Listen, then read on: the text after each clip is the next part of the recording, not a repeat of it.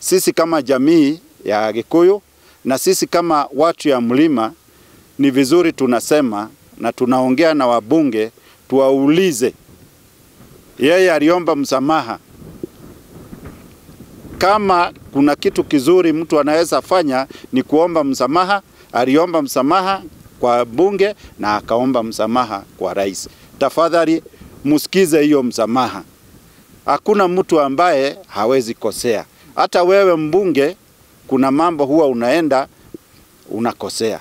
Lakini watu hawatoi fimbo kubwa ya kukupiga.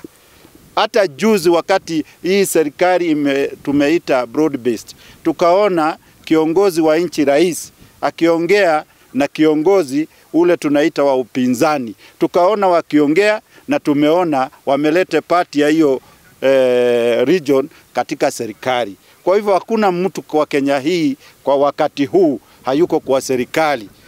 Hatutaki hii mambo ya hii ambaye siasa hii inaenda bunge igawanyisha wa Kenya.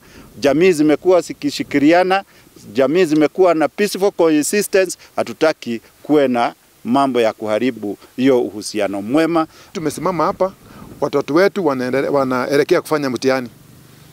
Na ni kitu ya kuhuzunisha sana.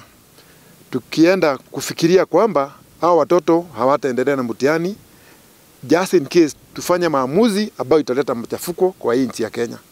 Vijana wetu Gen Z, hata nyinyi mko na jukumu.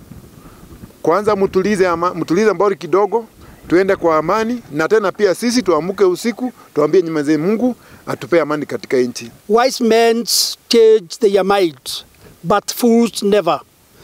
I think they are going to change what they have decided to do. There come a time where the nation is more important than individual. This time we want to take our nation to be a priority than what we have decided. Our MP, please change your mind to save our country, to save the unity of all the community around, to save our country because we want peace.